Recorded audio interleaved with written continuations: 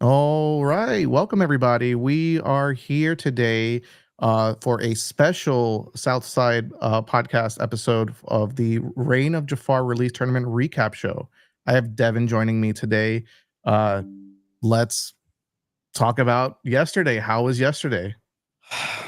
Man, yesterday was the event was amazing. I had a great time, and definitely to see everybody out there, especially for the new release. Hmm. I personally, got humbled very quick, but Yeah. yeah, but it was a good time, man. It's always a good time having these events.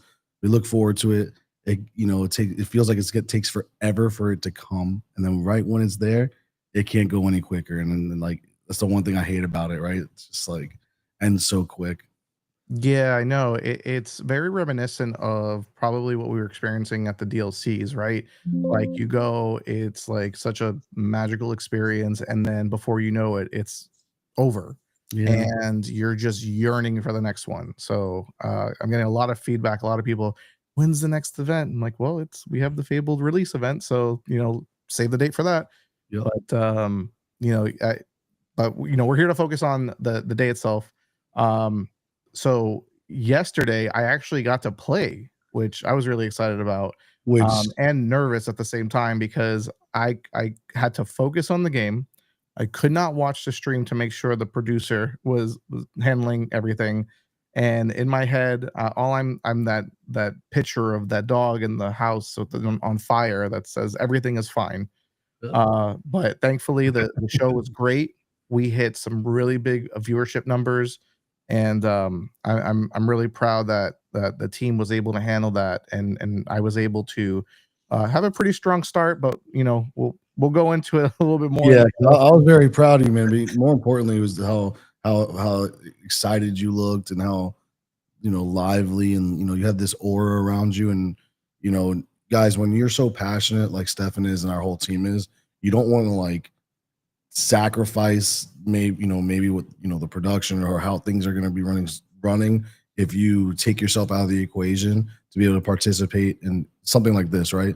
And Stefan was a prime example of what, let me put the entrust in everyone else on the team, and I'm gonna, they're 100% prepared, and they were prepared, they delivered.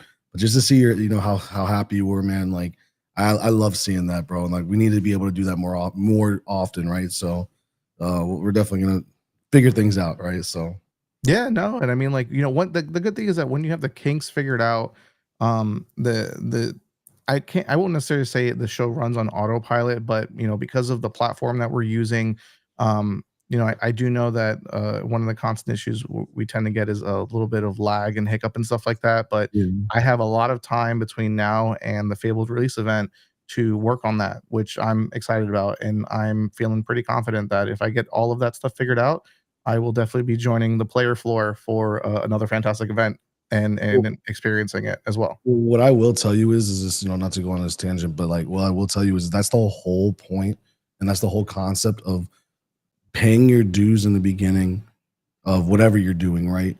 And being able to build an engine and a mechanism like an oil well machine to where you have the ability to step away and you have the ability to allow it to run, because ultimately that's the goal, right? To build something and it's just efficient on its own. And that's just like that's my dream in business, right? That's like my strategy for any business that I do. So this way you're able to go on to the next thing similar to this. So this way you're able to enjoy it, and it's a mechanism that just runs on its own, and you know, and then that's it's just scalable, right? So you're able to scale it up, and now you should be able to participate in these things because you never want to lose your passion, right? So, but Yeah, for sure. I And I love mean, it does feel great to know that I still have it, you know. Um, but never lost it, baby. and then you have like those matchups that like it, and it's so funny too because before we'll roll into the rest of the show, but like I felt so confident, and then I play against the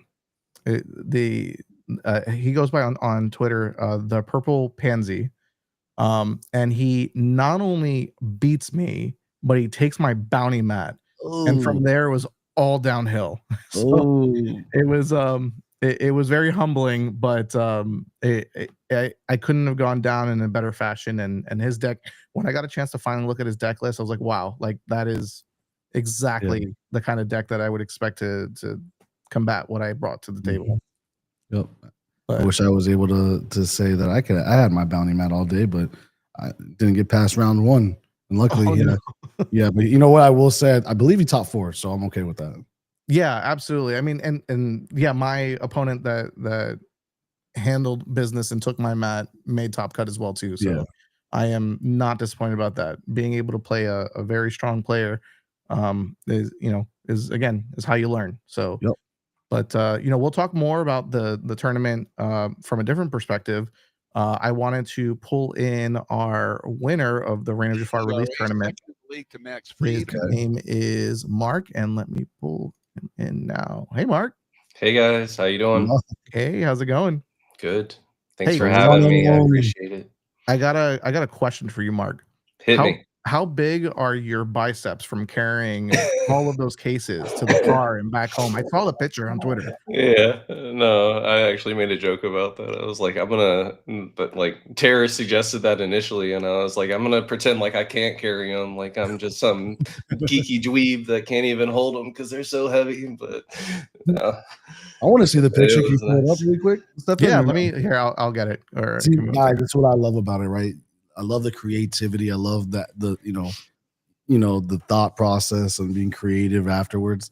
Yeah, Oh, I want to see this. But anyways, it's great to have, as Stefan's pulling up, it's great to have you on the thank you so much. pod. And It's great to yeah, finally talk to you guys. I watch the stream all the time. yeah, Yeah, I we used to see you in be chat too. yeah, exactly. I'm sure you guys recognize me a little bit from chat. So I'm a huge fan of what you guys do. Obviously, I come down there all the time, but not just for Lorcana, but your store is great. The mm, hospitality from all your people and all your employees, the stream guys, everybody just is amazing. So it makes it so nice and enjoyable to go down there every time I can. well, we appreciate the kind words, and we're so very grateful for you coming out and not only coming out but taking it down. Look There, at that! Look at that little smile. I I love know, that. man. Those are the smiles of winners. that's right. Oh, that's cool. I like that shirt. Never shift. What is that? Thanks. That is our team. That is the Okay. new team and brand that I started with a couple of my close teammates, including Terrace. Terrace kind of came up with the design and logo for it. And I was Mhm. like, yeah, that's super sick. And so that is the team that we're starting, and we're trying to make a whole brand and community around it. So yeah, if you're interested in merch or just helping support the team or learning about Lorcana, that's what we're doing right now. I'm working on a deck guide for the deck we're about to talk about, Love that. and a lot of my teammates are working on deck guides for various decks as well that we'll be putting out there for free and providing as much free feedback as we can, and just trying to build up the community and help people grow as much as we can. Love That's that. super awesome. Like, Love that. and I have a big heart for people who don't gatekeep content. Because like there's a difference between wanting to support a creator, right? And what the work they do and stuff like that, and actually like wanting to help the community um be a better player. And what not a better way than having free content. Yep, And because there's always different ways of being able what's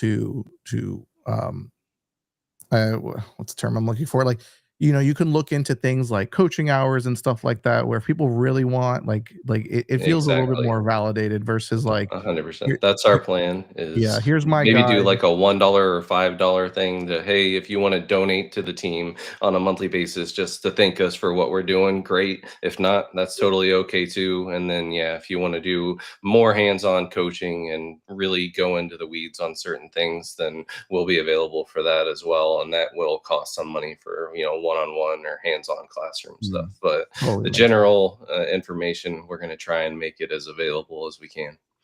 Nice. Yeah, we love Really that. quick before we move into the rest of the show, I did want to touch on a question. So Olaf Ostorvor, I apologize for slaughtering your last name, but so YouTube unfortunately cuts off live streams after 12 hours. And it Oh just so no. happens every single event, the YouTube video gets cut off at like top 8 or top 4. So what we've been doing is we've been taking the VOD from Twitch and chopping up the matches and posting them on YouTube. So there will be the results from the top cut matches, which are fantastic from a particular player's perspective in this call right now. I can um, attest. They're awesome. and we'll be having those up throughout the week. Well, as soon as the videos are done, we'll get them posted. And if you're impatient, which I totally respect because it's the new set, new meta, you're trying to figure out what to bring to your next locals. The VOD is available on Twitch, so you can tune in and watch the whole show there. I would skip the first 2 hours because it's literally us just making sure that the video and audio are all good before the show starts. But you can what is it? Scrub through and start it then. But yeah. Yeah, So that let me makes a lot of sense because my teammate actually, like, on the car, he was like, "Oh man, that Beyond the Horizons play, we got to clip that and put it out there." And we went to go try and find the stream from the final game where I did the huge Beyond the Horizons, and it was like, you can't access this portion of the video or whatever. And well, we thought you maybe took it down so that you could start cutting it and putting it out a different way, but that makes perfect sense. Yeah, Yeah. I think there's something in the local news this morning or the paper because Margate heard everyone scream. Yeah, it was it's just one of those things that like um we're learning every show, right? So like the next thing I want to try to work on is, and I'm probably gonna for other people who are doing production, I'm gonna be exposed a little bit here, but we actually don't record the shows locally because of we're concerned like if making sure the stream PC that we're using can handle it. So I mean, you guys see like we have the overlay with 5 cameras running at the same time. So like OBS and then restream. So like I'm always very cautious of using more resources than I have to, and thankfully Twitch has helped me in actually having the whole video available for me to edit after the fact. But I'm going to be at least testing on some locals to see if we can actually just record locally and then be able to get our workflow a little bit better. So apologize for that little snafu last night, but we ended up getting it figured out. We published the VODs and please watch it. It's a great show. But yeah, so talking about the show in general, Mark, I don't know, maybe let's start with your history in TCGs, right? So Sure. kind of like, did you come to Disney Lorcana with previous TCG experience? Is this your first TCG? Sure. Yeah. So I played Magic the Gathering at a very, I'd say, casual to very beginner competitive level. I would do like FNMs occasionally. I actually had a really close friend of mine that was very good at it. And he was like, "Hey, man, you should play. It's a lot of fun." And he just kind of brought me up to speed. And that's where I learned a lot of the very core fundamentals of card games and what makes a deck good and stuff like that. And then we started to do some Commander, had a lot of fun just doing that casually. And then once I had kids, everything went on hold for like 6 years so that I could, spend time with them and make sure that, the wife had all the support she needed. And I hadn't really considered playing many TCGs. I would play like Hearthstone occasionally and stuff like that, but again, just casually. And then my wife is just a massive Disney fan. We actually got married at Disney World, and my kids are, we've been annual pass holders since we got married for like 15 years. And I was like, "Hey honey, there's this TCG game that I just read about and it's Disney, and maybe I could buy some of that." And she was like, "Oh, I like Disney, sure, we'll give it a try." And then from there the rest was kind of history. My original intention was just to play with the family and it'd be fun to collect and stuff like that. And then we had the local shop that I bought from originally. They were like, "Hey, just come back on Friday. We're going to try and do local, tournament type thing, and see if you want to play." And then from there, my competitive nature was like fully engaged again, and I was like, "Okay, I didn't do so good, the first 2, 3, 4 weeks," and I'm like, "All right, let's get better. Let's figure out how we can start winning." And then pretty quickly, I just started winning the locals and just every one of their little Friday tournaments where you would just like pay 5, 10 bucks and get some packs. I was topping those very, very consistently. And then luckily, the Central Florida area has been just great for having a lot of great competitive players, but also they ran a lot of like 1Ks and 2Ks early on within Mhm. like an hour or 2 hour drive from me, either like down to Tampa or in my Lakeland area or even like in like North Orlando and stuff. So I was going to some 1Ks and 2Ks and doing pretty consistently well. And I was like, all right, I think I'm good enough to just keep doing this at a very competitive level, and I'm having fun doing it, and I've just been doing it ever since. Nice. Your story is not very different from a lot of the locals in our community as well too, which is I really like it. They've gone from casual TCG players to understanding like this isn't just cards with Disney characters on it. There's actually a really like a strong fundamental game behind it where there's strategy and deck building and you see people evolve and they're like they watch their rankings and like melee and stuff like that and they try to get better and better and we see that and it's just we love that. So like Yeah, I know Devin, like there's a couple of locals that I can already can tell that he has them off on the top of his head, but like a local family, her name is Stephanie. She comes in with her two sons, Mhm. and she's always like she's so sweet. She says hello. She actually grabbed me during the Reign of Jafar event, and I always check on with her like how she's doing and stuff like that. And like we haven't played a lot recently, but I'd love to just kind of see where she's at since the last time we've played because it's just she's another one that continues to grind and keep getting better and better. And like her sons also play some other games that we'd run to, which like One Piece, um, and Magic as well too. So it's like yeah, it's really nice to see like that family connect through TCGs, and then like Disney just like amplified that by 10. yeah. So Yeah, super awesome. no, it's awesome. And yeah, just seeing growth in other people is awesome too. Like there were Yeah. some people that were at locals, they start, at the bottom of the heap. They're not making top cuts or anything like that. And then slowly, they're like, hey, Mark, can you give me some pointers here or there? And I'll help them through some things. And then before you know it, they're top cut, top cut. And then the last set champ I went to, that same person beat me in the finals. And I was like so proud of them. Like, it's awesome to see that kind of growth and people just really wanting to stick with the game and not just be, disappointed that they started off bad and just fall off because, oh, I'm not as good as anybody else or whatever. Yeah, and it could definitely to add to that point. A lot of these players, if this is their first TCG, and they didn't get those reps in from different games, because a lot of these games you could get the fundamentals from them, and you could bring them over here and into Lorcana, and it'll help you in with your gameplay. Right? For example, like I think one of 100%. the best games to comparable to this outside of Magic is Hearthstone.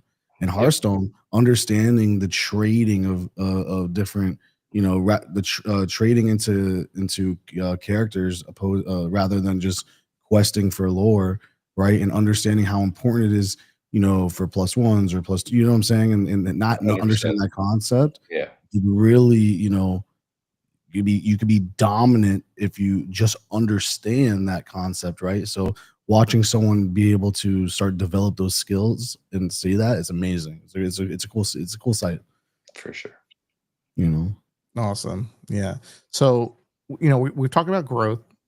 Let's talk about the present or a little bit of the past, but Sure. meaning the event itself. So, talk to me a little bit about how you prepared for the event, what it was like to consider the deck that you chose, a little bit of what your testing like was with your team, or other test players, um, and just kind of walk me through that process. Sure, absolutely. So, this one was slightly different than any of the previous events because this was the first time I actually had a formal team and a group of people that I could consistently bump ideas off of and do testing against previously, it was really just me and Terrace, and then occasionally my other good friends, Justin and Jotham, who are phenomenal players too.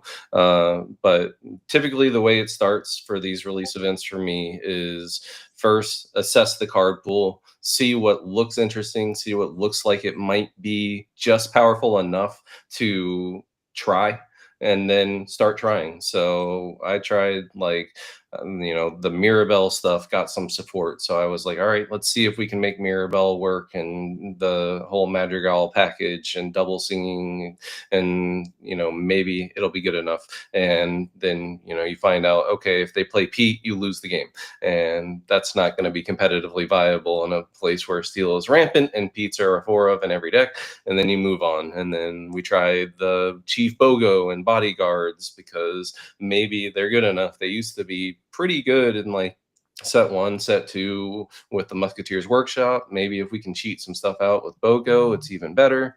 We try that, and once again, it felt good, especially if you were on the play and you could just kind of roll the advantage, but it had a very poor ability to fight back and win from behind. So you fall off of it, and then you just keep testing and trying to see if there's something that really stands out that is new.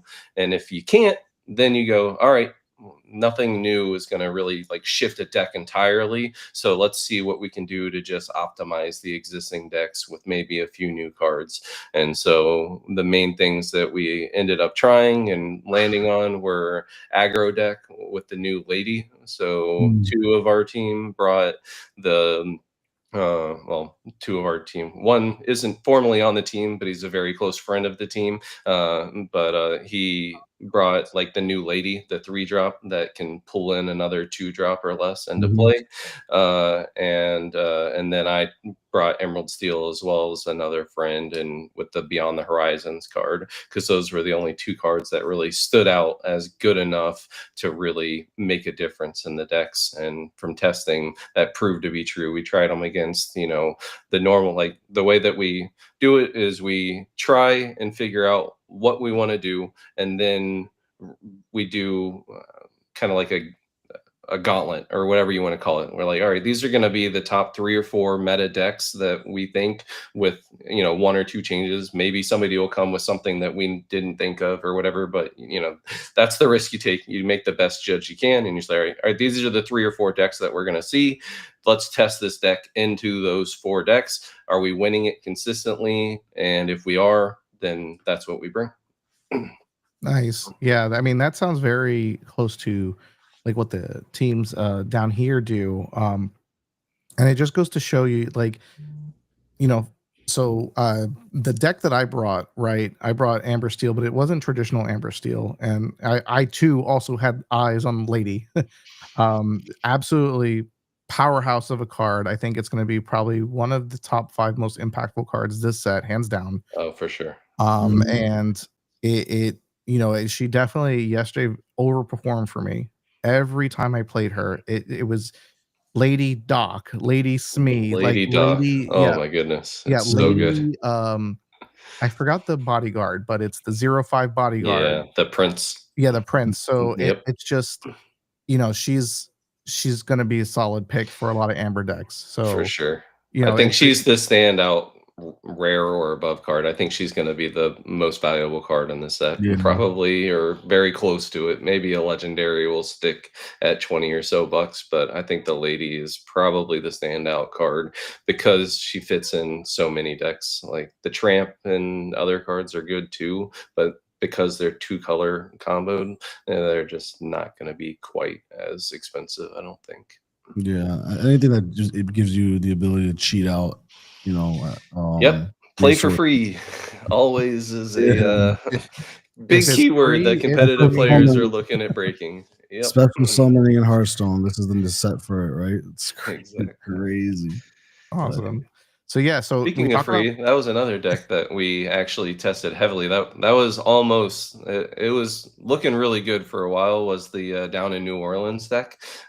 We tried to make that work, and it's very powerful, but it feels like it's like A or B tier just because there's no consistent way to get it. Like the thing that makes all the meta decks so powerful is they have multiple good engines throughout the deck. If you're so reliant on one thing, if you miss it or they use an Ursula and stop you, take it away Yeah. from you, you're just dead in your tracks. But yeah, high rolling 6 cost characters over and over again is actually pretty good, and it's a lot of fun. I'll be bringing it to set champs, I think, but No, that's probably great. not any major competitive tournaments. Yeah, keyword high roll, because that is exactly that's why I played Steel Song. It feels very Yeah. high roll as And, well. and I hate it when you're playing a deck like that and people use the term high roll, and when they lose to it, they're like, "Oh, you high rolled me," and I'm like, it doesn't feel good winning. It's like, okay, right? So That's awesome. So we talk about prep. Now let's talk about the day before. You're locked in. You got your deck choice. You're early in the morning. You're heading. My assumption is, do you drive down the day of? No, Oh, okay, you no, drove the that's night before. brutal. Okay, Every event until this one, I stay Friday night and Saturday night just because I don't like driving at that late at night. I'm sure. usually there pretty late. Not I've been pretty fortunate to always be in contention or close to it, so I'm usually not done until 5 or 6, and then it's a 3 or 4 hour drive home for me. So this time we decided not to because you weren't running the event on Sunday. If we were running the event on Sunday, we for sure would have stayed the extra day. But yeah, we come down Friday because I'd be completely out of gas if I had to get up at 6 in the morning or whatever to drive down there. Like, there's just no way I'd have the energy to be as focused as I need to be to win a tournament, I don't think. Got So it. I it's think worth that's it, and it's not too inexpensive if you can split an Airbnb with 4 or 5 or 6 friends. It's not too bad. nice. So you're at the shop. My assumption is you got all your singles, everything sleeved up, ready to go. Talk to me about how you felt when you walked into the field and you saw some familiar faces, maybe some not such familiar faces. Did you feel at that moment that this was the deck that was going to be winning the event? No, I've never felt that way in my entire life.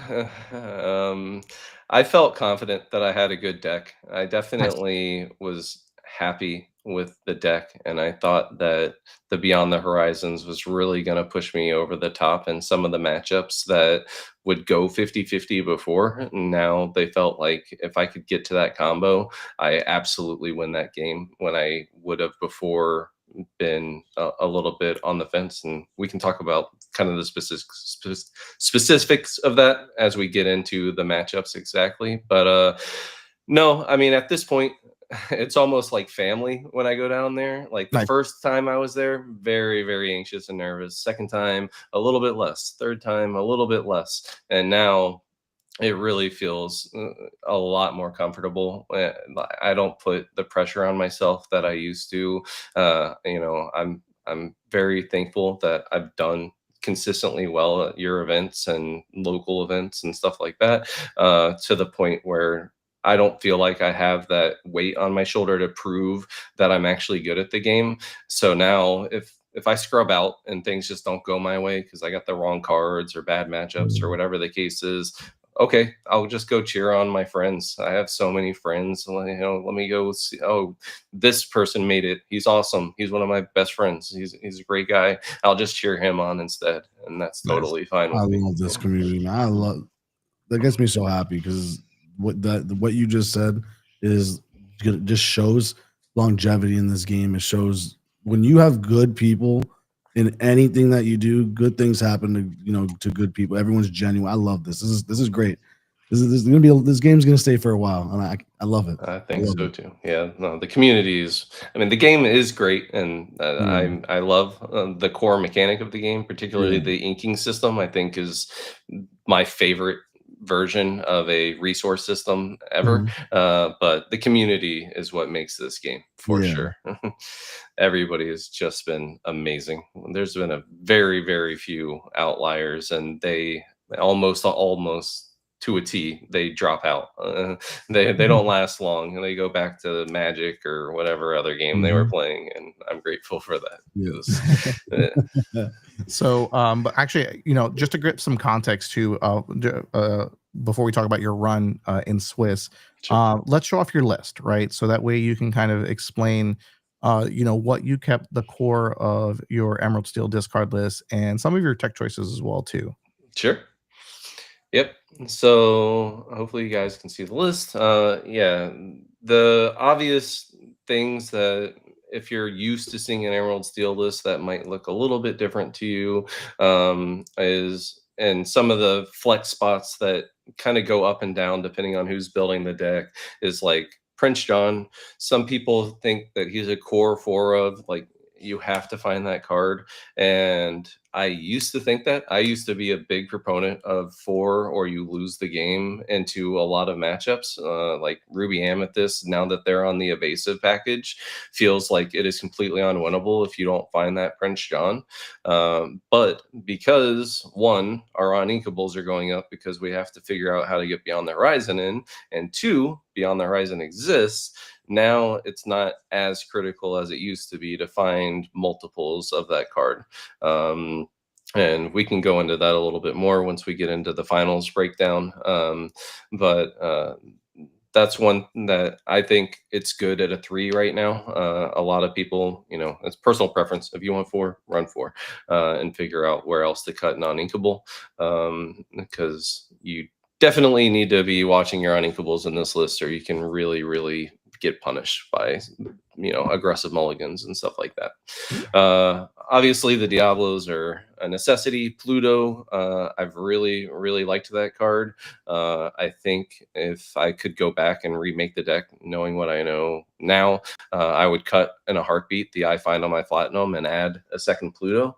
That card definitely put in work. The main reason it's there is for the evasives, like green purple evasives or the ruby amethyst evasive package, because if you don't have Pluto there to protect Diablo, Diablo becomes a dead card that you can't play, and you need to be able to play that card if you draw multiples of it. So it gets really, really hard in those matchups if you don't have some way to protect the Diablo a little bit. It totally makes sense. The muses, I go up and down on between 2 and 3 depending on how much I think aggro is going to exist in a particular meta. Anytime it's new in a set, I always go up on anti-aggro cards because people tend to go towards aggro decks when stuff is new, just because it's easy and takes a lot less effort to kind of figure out what you're going to do and what to bring and all that stuff. And a lot of people tend to be thinking about like the high end red blue decks and things like that, Blurple and things like that. And you can just go under them if you go aggro. So it just seems like a recurring theme that people just like to go aggro towards the beginning of sets. So I'm on 3. I think 3 feels really good there. Beast, I wish I could run 4. The card's amazing, but steel is very prevalent. Anytime steel kind of ticks up in prevalence, I drop down a beast every, and maybe even down to 2, depending on how prevalent steel is in the meta. And then if red pops up in the meta, we go back up to 4. And Singer Ursula's a no-brainer at 4. She's amazing. She does everything. Peats are a necessity to give you an edge into the Steel Song matchup, so I don't think those are negotiable. The only other card that I think I would switch depending on your meta call is a Grab Your Swords for a Let the Storm Rage on. Those cards are pretty interchangeable to me. I brought the Grab Your Swords because I thought that there would be a lot of green steel because of this Beyond the Horizons card, and I figured some other people caught on to this powerful combo as well. And I wanted that to kind of break the mirror. If like they set up a Prince John or 2 and a Diablo, I can run 1 Grab Your Swords and blow their whole, half their deck apart. And then you just win the matchup from that point. So I think it's really good in the mirror. It's also a good anti-aggro card, which I had mentioned before. I thought was going to be pretty prevalent. So that's why I brought those cards. And then for the Find My Platinum, that was a bad meta call. I thought for sure that red-blue items was going to be very prevalent because Beyond the Horizons was going to be out there. In my testing, that seemed like one of the only real ways that you could consistently combat this deck was get a Maurice's workshop into the field before I'm able to do the Beyond the Horizons on you. And then at the very least, you have an engine that you can just keep going back to draw cards and get to that 7 or 8 ink. And then you can just kind of control the game from there. But it ended up being just Jonathan Williams and nobody else. And I didn't run into Jonathan Williams. And so, oh well, it's ink. A one of inkable at the end of the day. Obviously, it didn't hurt me too much, but I wanted it just in case that ended up being there, and it wasn't. Nice. All right, Devin, what card here do you hate the most? Oh, I don't know. I hated Prince John, but now it's Beyond the Horizon. Like, it's crazy. I ran into this deck for round 1, and I wasn't able to play test as much as our team has, just because of the nature of what's going on. Always something going on. I'm always, on the go or something with the shop, so I don't have the luxury of playing as much. And that Beyond the Horizon is crazy, man. It's a crazy card. It's crazy. So, a little tidbit: Kylie wanted to play the Hawaiian roller coaster on repeat during registration in the morning, because he's like, just everyone get ready because this is the one song that's going to be played all day. So, yeah. but yeah, no, and so I think you made a solid pick. I don't have any notes here, other than pretty much what you said. Yeah, the I find them Platinum. I think the safest part about that is the fact that it is inkable.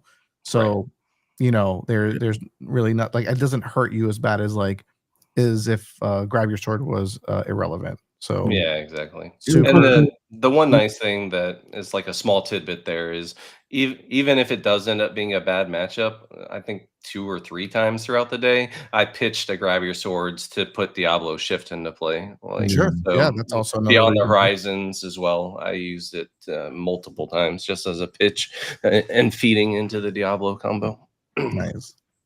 Awesome. So we'll but yeah, so maybe if you want to point out maybe 2 or 3 particular matches in Swiss before we go into your top cut run, so that way we're Sure. cognizant of the time that we have. Yeah. So my one loss in Swiss was Greenstill Mirror. That was the one loss I had all day. It is exactly what I was afraid of. If you're playing this deck, the worst deck to play against is the Mirror, because it really turns into who gets the better 7 cards to start with almost every time. Every once in a while, they turn into like these long, drawn out like top deck wars and figuring out how you can edge a little advantage here, and those are really fun and I really love playing those. But a lot of the times it just turns into who got the nuts, as we call it. Mhm. And so he got him. He had every answer for me, and that was enough for him to win those 2 games. The next game was really interesting. It was a red purple list, which I feel generally really strong into, but he had teched in Magicka Dispel, the 2/5 that prevents you from getting cards discarded, which I was not used to seeing. I remember seeing the card when it was originally printed. However, he was very unlucky because both times he played it against me, one time I top decked the Muses the turn that he played it, and I was able to just bounce it out of play and then discard his whole hand away, and it went away. And then the other time, I had an Ursula Singer in play, and I was able to just double Singer it off of the board. So it didn't end up being relevant, but it's definitely a card to keep an eye on if you don't want to be playing discard this format. It I hate that the card should have been printed with 3 strength. The fact that Muses can hit it, I think, is really bad design. Yeah. I don't know why they did that, but it still might be worth it if discard's rampant enough, because they have to have the answer, or you just stop them in their tracks with their Yeah. primary game plan. So it's really strong. Um, the 4th game was against Hector on green yellow. We had a really fun game. 2, I think it was game 1. Took like 30 minutes. We were just back and forth, just grinding and grinding, and it was an awesome game. And then I think I don't remember. We ended up going to 3 games for sure, but I was able to he didn't have a chance in one of the games for sure. I think game two, yeah. So game one, I must have won. Game two, he steamrolled me. He had everything he needed, and I scooped pretty early on. And then game three, just so we had enough time to finish, and then he just couldn't find any of the stuff he needed, and I was able to get that game. He only asked me like my cards in hand like 3 times. It was really good. Did he play with the sleeves though? That's what matters. He did. It was like, oh, those Man. sleeves are awesome. Yeah. You guys had to see his face when we got him the first box of sleeves. He's like, "How do I order more?" Yeah, it was fun, but we had a great time. He's an awesome dude. I love getting to play him. I'm now 2-1 against them over there at the store, so hopefully I can keep that streak going. He's Hector, always a super tough opponent. You're gonna let Mark beat you up in your house? What's going on, man? Yeah. He's probably dodged you on the podcast tonight. That's why he couldn't show up. That's it. No, but we Kylie as well. Yeah. So those were the main interesting ones. There was a green purple list that I thought was really interesting. It ran the new Magica. It's like a 5 cost that can bounce a card and draw you a card. That synergizes really well because he's got the Peter Pan Shadow Finder, so it comes in evasive and has rush, and it can just clean out.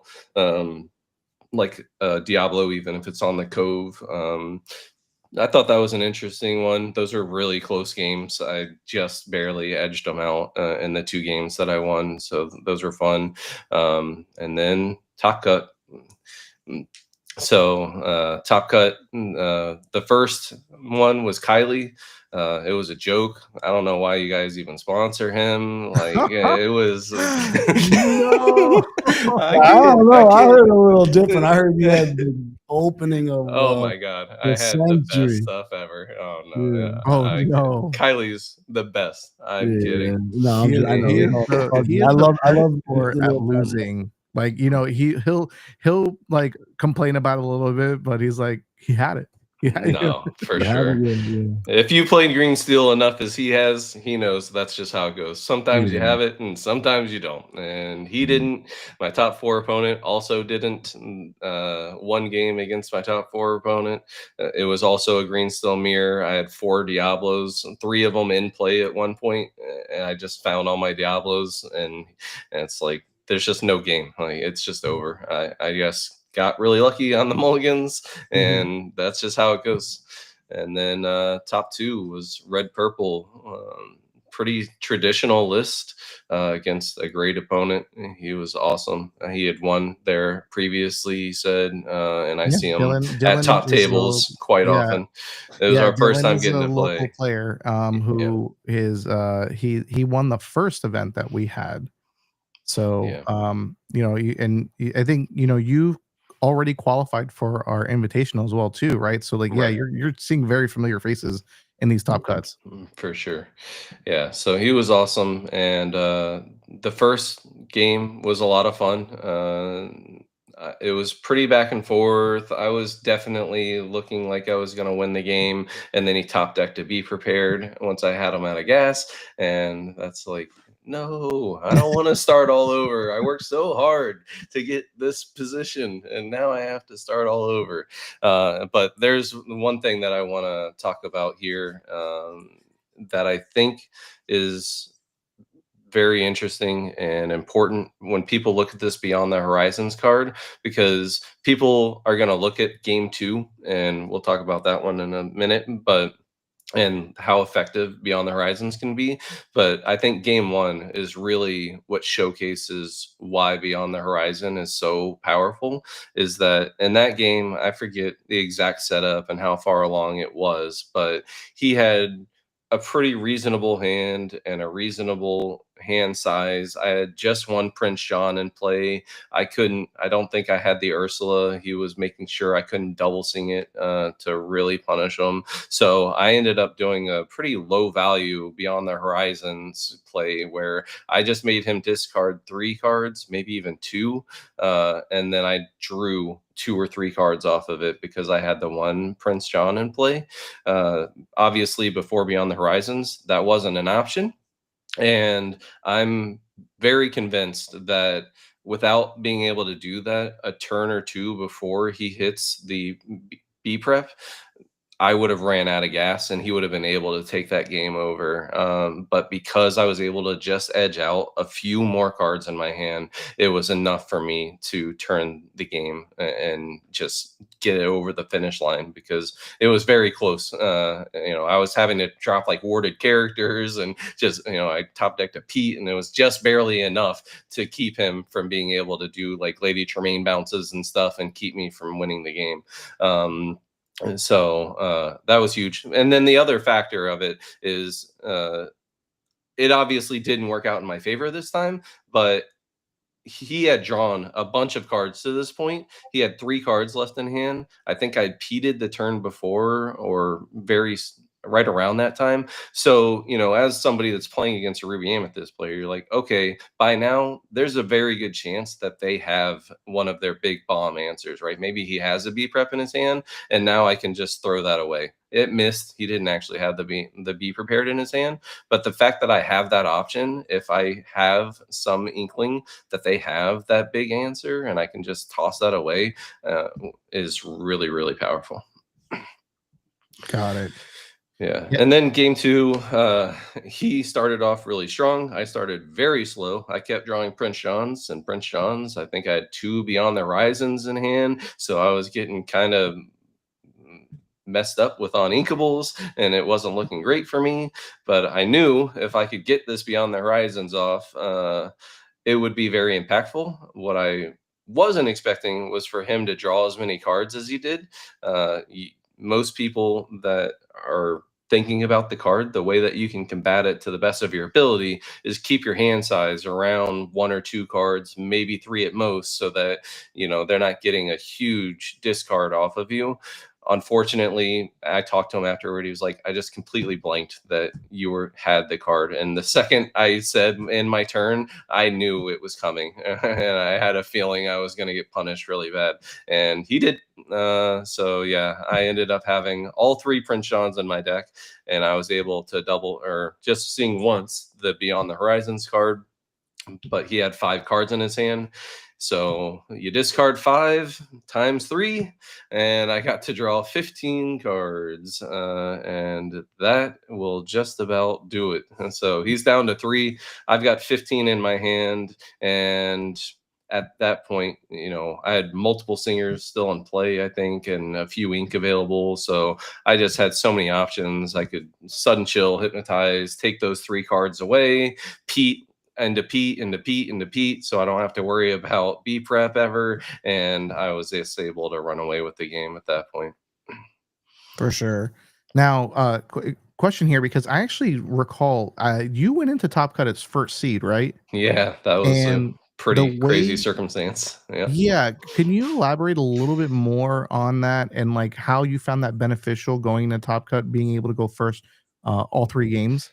Yeah, so I would not have done it if I didn't have to do it. I don't think the play draw matters too much when it comes to these decks. It's really more who finds exactly what they need, kind of what I was talking about before. So it wasn't about that at all. It was Okay. just really weird matchups and pairings within Melee. So I ended up being the 8th seed in round 7, or I would have been 8th in round 7, and I just couldn't ID. I would have gotten jumped by the 2 people below me, because there were 4 people that had to play below me, and so I just had to play, or I would have been bounced out of Top Cut if I ID'd, and I felt terrible because the poor girl I played against, so I could tell she really wanted to play Top Cut, and someone was like encouraging her to try and ID if she could, and I was just like, I'm really sorry, but I just can't. If I do it, I won't make Top Cut. So we had to play it out, and I was able to beat her. And Melee Magic, I don't know how. I jumped all the way from 8th to first seed. I figured I'd be a 2nd seed just on ratings, but it bumped me all the way to first, and it definitely ends up helping against the red purple matchup for sure. But it's not as critical into the green steel, in my opinion. Got it. Cool.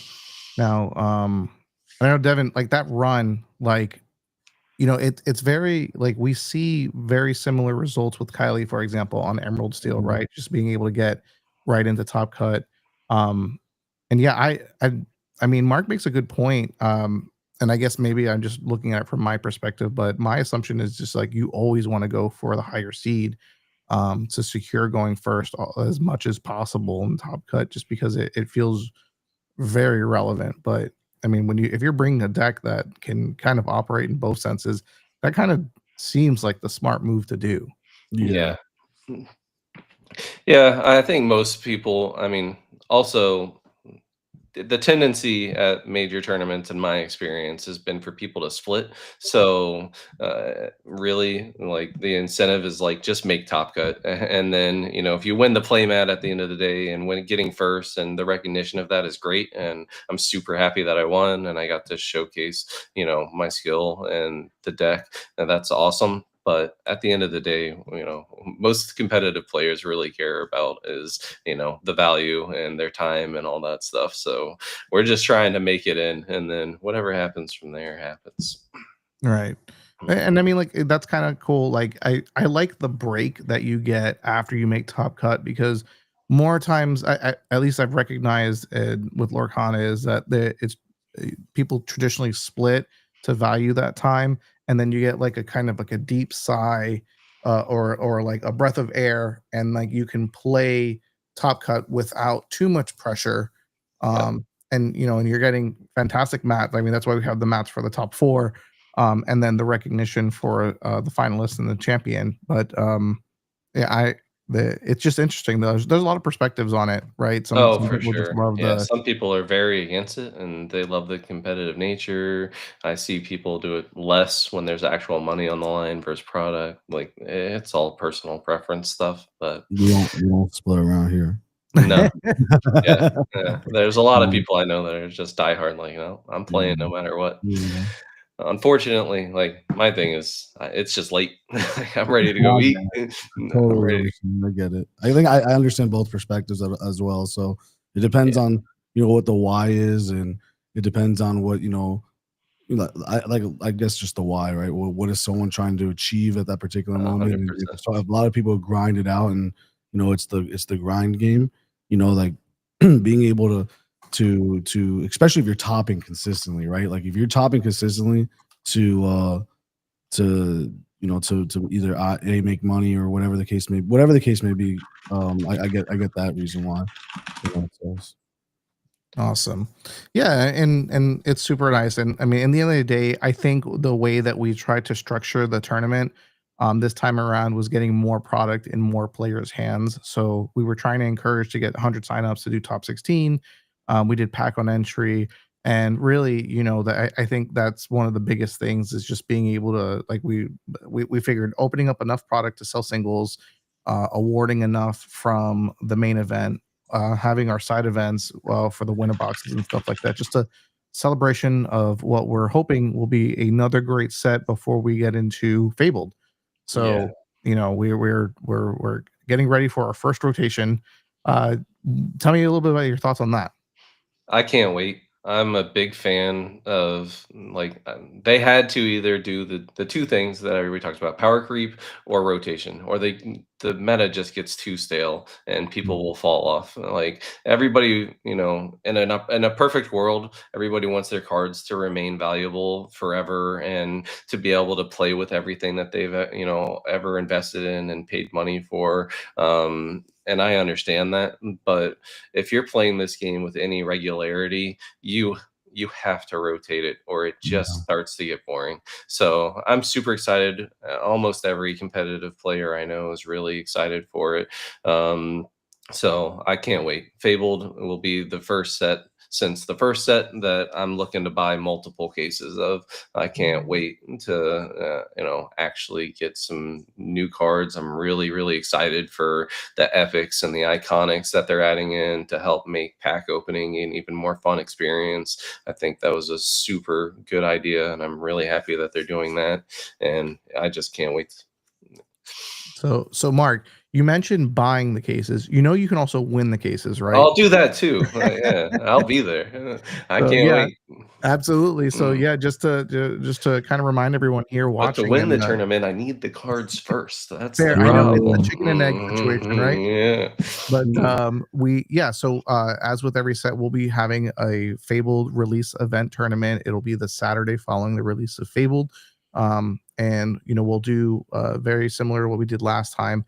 We will have product available in store the day of release, singles.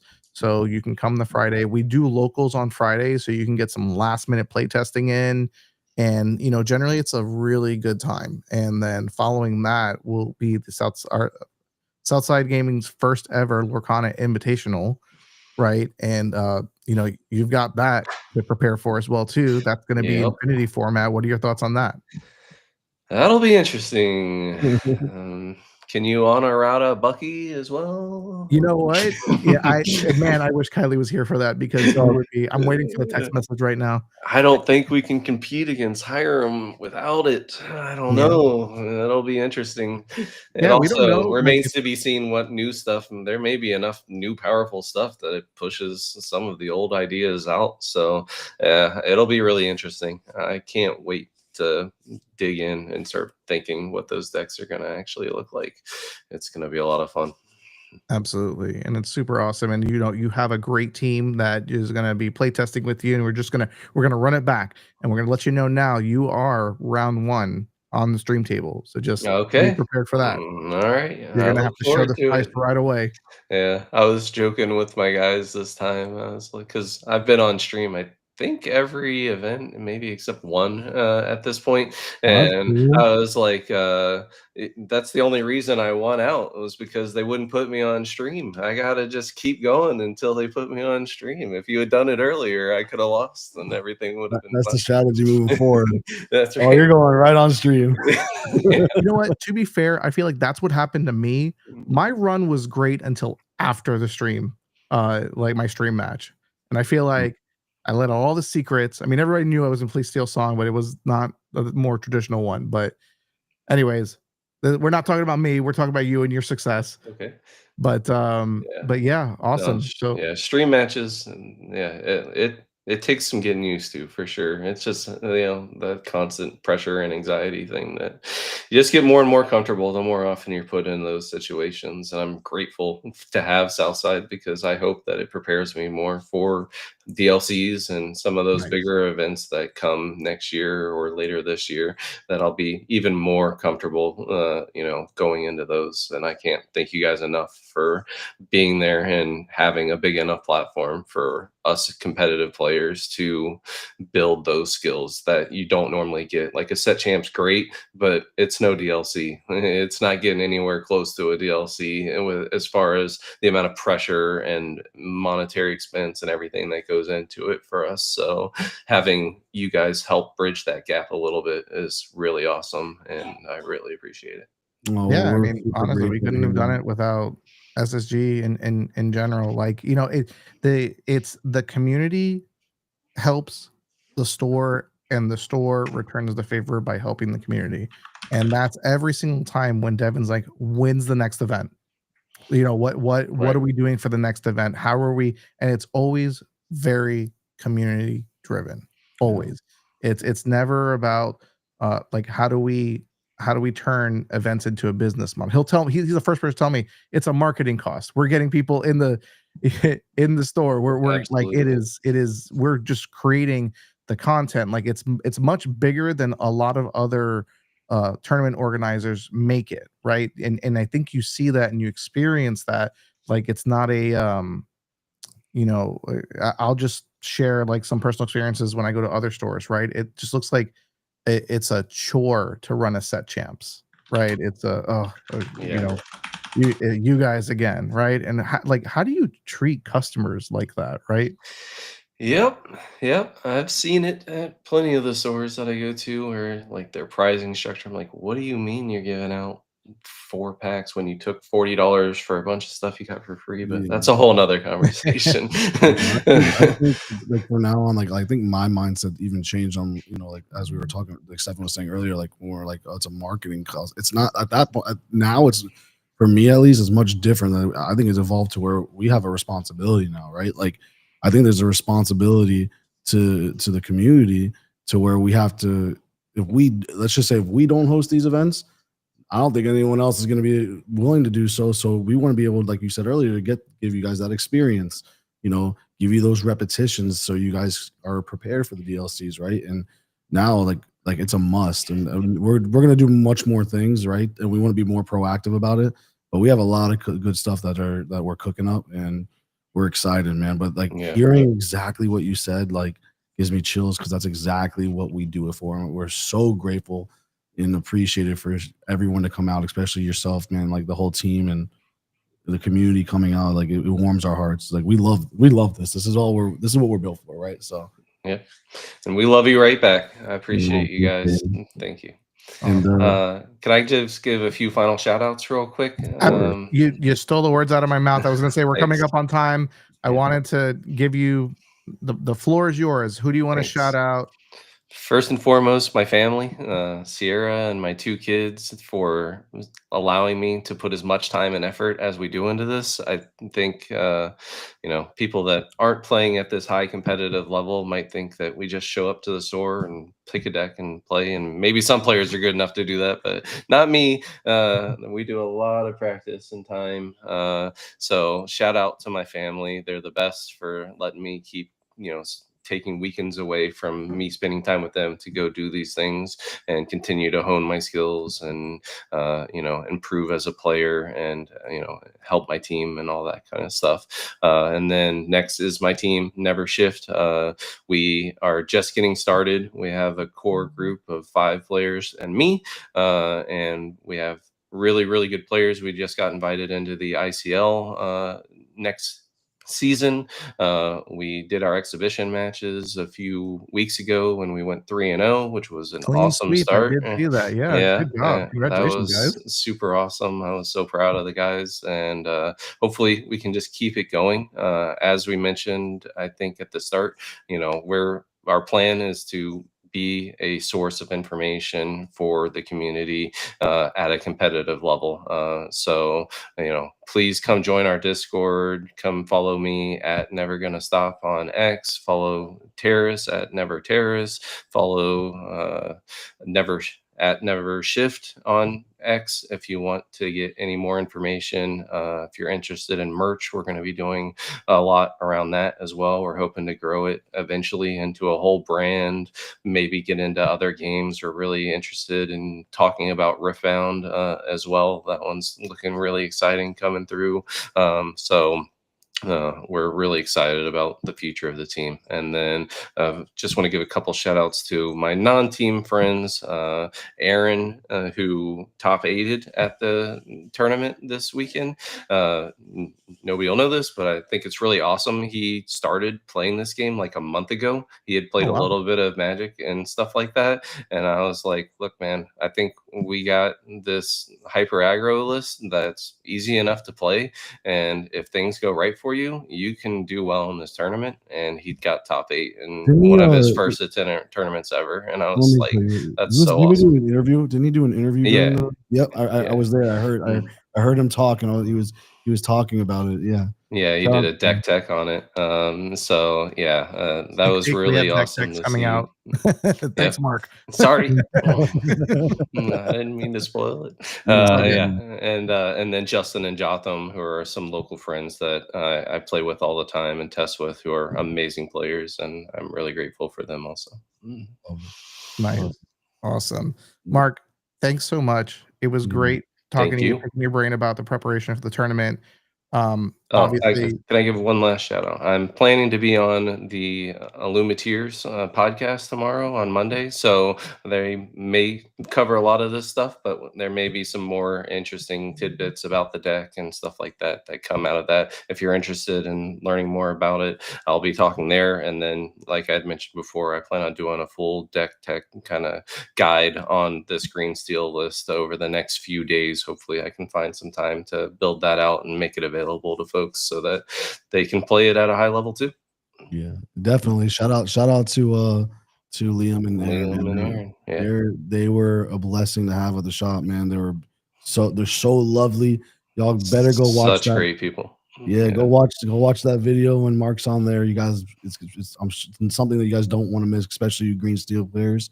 And one thing I do want to say before you go as well, Sure. I wish you and your team and your brand nothing but success. Your branding, just the way it looks right now, I don't think this is just the beginning, man. I For sure. think the never shift. We're gonna hear a lot about that moving Thank you forward. very much. And good luck to everything. And we consider you guys family as well. So like, if you ever do, we want to see you guys at every event. So come on out, man, and good luck There's to a your very brand. good chance we'll be there if you guys run them. We love coming. Thanks.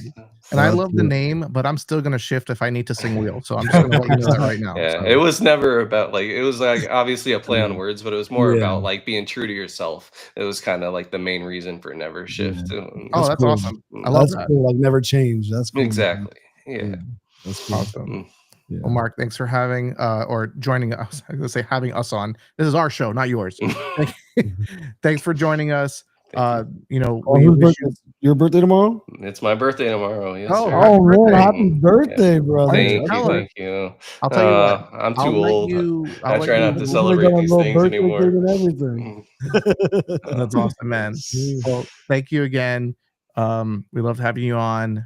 We look forward to seeing you at future events. We also look forward to seeing you at future DLCs. Thank you. Maybe at some of them top tables with you and your team. I sure hope so.